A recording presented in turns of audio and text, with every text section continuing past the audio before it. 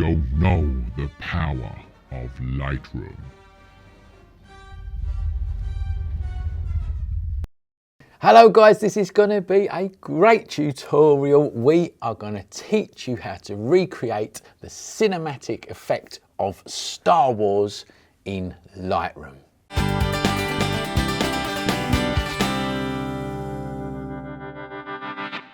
Hello guys, I'm Mark Newton from the School of Photography, where we teach you the best in photography education. Now we are celebrating the release of Star Wars, The Last Jedi, by teaching you how to recreate that cinematic effect in Lightroom.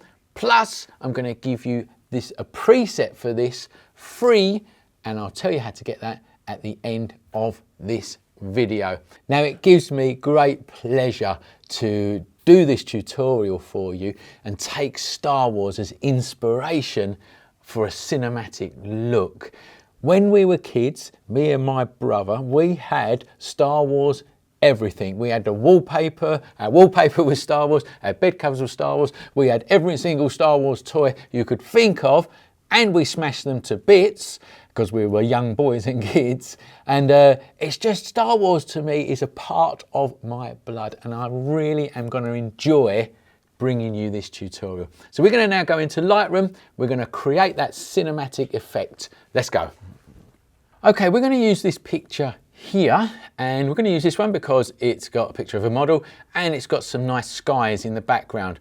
It's a general shot that I was doing just using some fill-in flash, and as you can see over here, it's all blank. The only thing that I've done to this picture is crop it straight. And we're going to be taking influence from the outside scenes of Star Wars, The Last Jedi, and in particular the scene where Rey meets Luke for the first time on that island where Luke's been hiding out for years and years. And in these scenes, in the highlights, you can see this yellowy, greeny kind of look, and in the shadows is this warm brown kind of look, and they kind of look underexposed, just very, very slightly underexposed. And I'm actually going to put a bit of my own creativity in it because I want the clouds to look even more dramatic than what they do in them scenes. Let's show you how to do it. Okay, so the first thing that we're going to do is bring our highlights down quite considerably, roughly about 60 there, because like I said before, it's got that underexposed kind of look. So we're going to bring the highlights down for now, and we're going to increase the shadows slightly as well to around about 30, just like that. Okay, good stuff. Then I want to just increase the whites to about there and give myself some blacks to around about -40, just to give myself a little bit of contrast.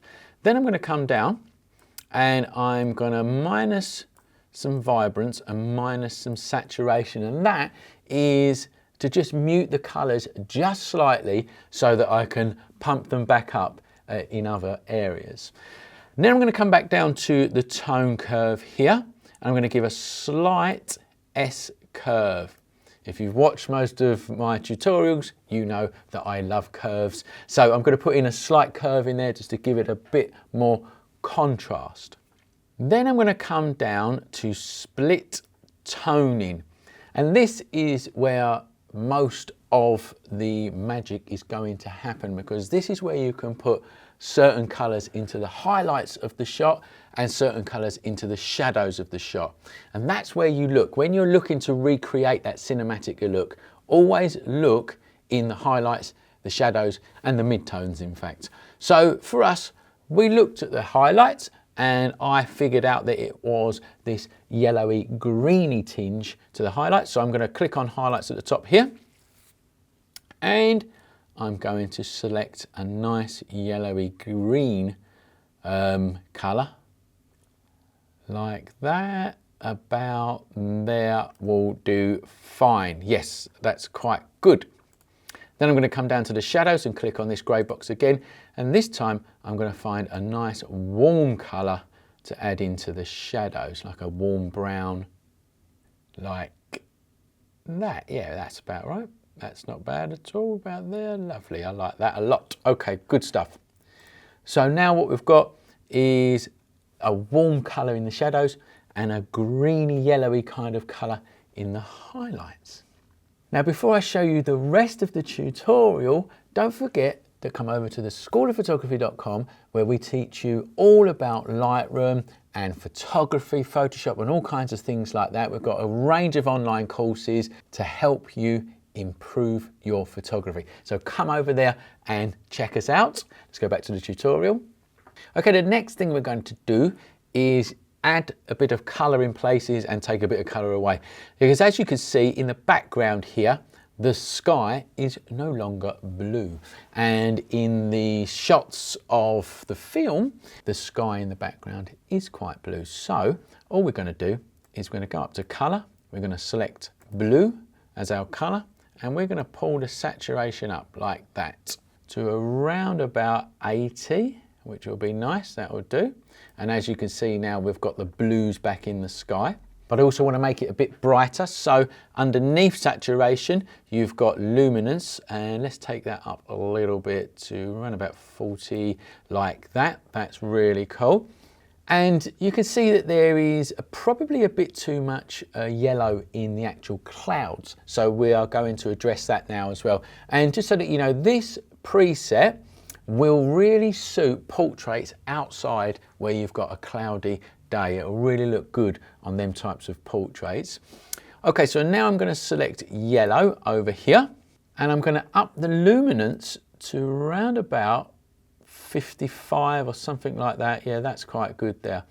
And then what you can see there is it brightens up the yellows in the clouds and in effect makes them whiter.